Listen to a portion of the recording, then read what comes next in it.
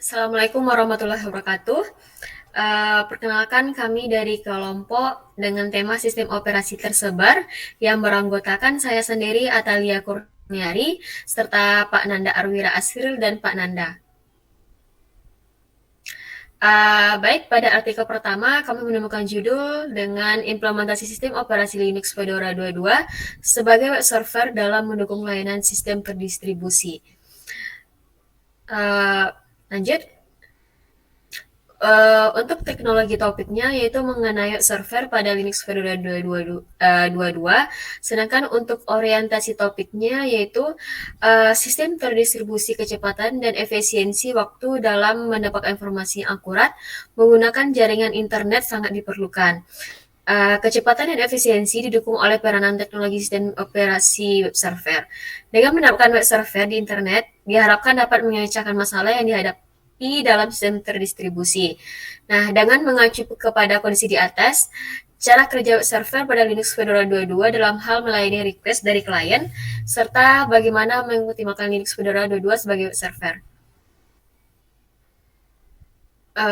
Untuk contoh aplikasinya, seperti yang sama-sama kita lihat, pengujian dilakukan dari komputer klien dengan mengakses IP komputer server melalui web server. Untuk artikel 2 dengan judul A Case for Low Latency Communication Layer for Distributed Operation System, dengan lanjut Pak. Dengan teknologi topiknya yaitu mengenai lapisan komunikasi infinite band yang berkinerja tinggi untuk sistem operasi terdistribusi. Nah, sedangkan untuk orientasi topiknya, membangun sistem operasi terdistribusi dilakukan identifikasi pertimbangan desain yang harus dipertimbangkan oleh lapisan komunikasi sistem operasi terdistribusi. Secara khusus, mengidentifikasi distribusi bimodal ukuran muatan jaringan dan lokasi muatan target yang selalu berubah di OS. Karakteristik ini membuat manajemen buffer input-output menantang mengingat infinite band menuntut batasan untuk buffer input-output. Nah, selain itu, desain memperpanjang jalur penyelenggara secara signifikan. Nah, kami mempertimbangkan bahwa tantangan dan persyaratan ini akan memberikan wawasan untuk menanganinya dalam implementasi prototype. Untuk contoh aplikasinya, pada lapisan komunikasi yang diusulkan dengan 4 node, masing-masing dengan satu prosesor Intel dan memori 128 GB. Nah, node ini dilengkapi dengan Mellanox Connect dan Infinite HCA yang terhubung dengan scalar Mellanox X6012 Infinite Band yang menyediakan bandwidth 56 GPS dan menyediakan bandwidth 56 GPS. Nah, untuk menggunakan lapisan komunikasi yang diusulkan, penulis mengimplementasikan sistem operasi terdistribusi yang di OS-kan didasarkan pada Linux dan memungkinkan suatu proses dijalankan secara terpisah dan melintasi beberapa node. Untuk tujuan ini, sistem mendefinisikan 18 jenis pesan untuk menyediakan berbagai fitur OS seperti migrasi proses, protokol konsisten memori, dan proses sinkronisasi melalui fulltext, dan penanganan sinyal. Nah, kami percaya bahwa ini menunjukkan fleksibilitas dalam lapisan komunikasi yang diusulkan. Baik, untuk selanjutnya akan disampaikan oleh Pak Nanda. Pada Pak Nanda dipersilakan. Baik, terima kasih kepada Bu Atta. Di sini saya akan melanjutkan presentasi kelompok kami untuk artikel yang ketiga, yaitu Teleoperated Mobile Robot for 3D Visual Inspection Utilizing Distributed Operation System Platform. Teknologi topiknya adalah robot mobile tak berawak yang dioperasikan secara tele untuk melakukan interaksi untuk melakukan inspeksi di area pabrik industri untuk menghasilkan peta 3D untuk evaluasi kritis lebih lanjut. Orientasi topiknya, eksperimen ini berfokus pada dua bagian, yaitu cara robot manusia melakukan interaksi jarak jauh menggunakan metode robust dan cara robot memandang lingkungan sekitarnya sebagai peta perspektif 3D. Sistem operasi robot atau ROS sebagai alat yang digunakan dalam pengembangan dan implementasi penelitian ini yang menghasilkan metode komunikasi data yang kuat dalam bentuk pesan dan topik. RGBD simulatan lokalisasi Dan Nmapping atau SLAM melakukan fungsi visual odometri dan pemetaan secara bersamaan untuk membangun peta 3D menggunakan sensor Kinect. Contoh aplikasinya, model memori terdiri dari memori jangka pendek atau STM, memori kerja WM, dan memori jangka panjang LTM. Singkatnya, ketika robot mengunjungi kembali area tertentu yang sebelumnya ditinggalkan dan dilupakan, ia dapat mengingat area tersebut secara bertahap jika setidaknya satu node dari area ini masih dalam VM. Ini contoh gambar proses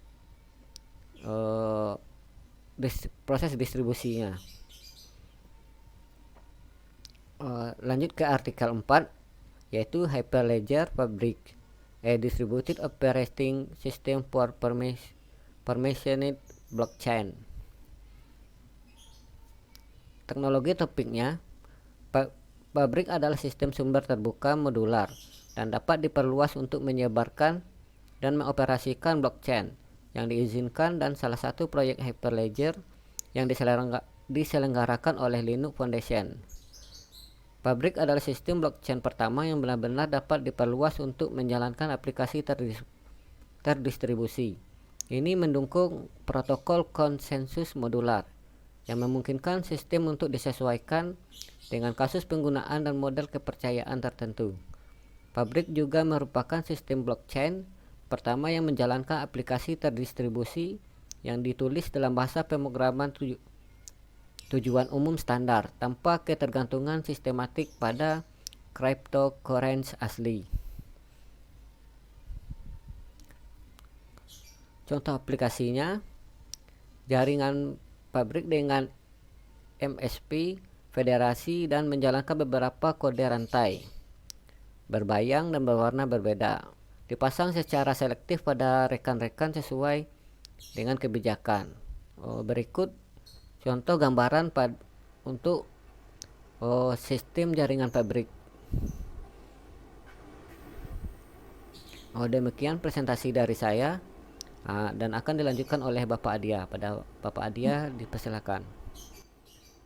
Baik, terima kasih Pak Nanda. Di sini saya akan menjelaskan artikel kelima kami yang berjudul Mereduksi Serangan Denial of Service Terdistribusi pada Linux Virtual Server menggunakan Honeypot.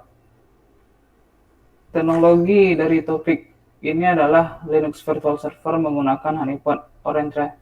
Orientasi dari topiknya yaitu mekanisme mereduksi serangan DOS atau DDoS dengan cara mengarahkan paket data yang berisi serangan DOS ke honeypot dengan tujuan supaya tidak mengganggu kinerja server yang sebenarnya.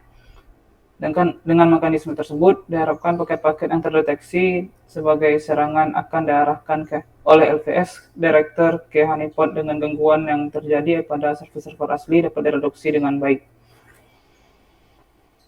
Contoh pengaplikasiannya yaitu di sini pengujian pada komputer klien dilakukan dengan cara mengakses halaman web pada komputer server dengan menggunakan web browser link sebanyak 4 kali. Berikut ini adalah gambaran dari proses pengujian pada komputer klien. Selanjutnya pengujian pada komputer attacker dilakukan dengan cara yang sama seperti yang dilakukan pada komputer klien. Tujuan dari pengujian ini adalah untuk membuktikan apakah hasil pengujian yang dilakukan oleh komputer yang berasal dari alamat IP terblacklist, request-nya akan dialihkan ke komputer honeypot sepenuhnya. Mungkin sekian dari saya kembalikan ke moderator. Baik, terima kasih Pak Adia. Baiklah Bapak Ibu sekalian, inilah hasil presentasi dari kelompok kami. Kalau ada kesalahan dalam penyampaian, kami mohon maaf. Assalamualaikum warahmatullahi wabarakatuh.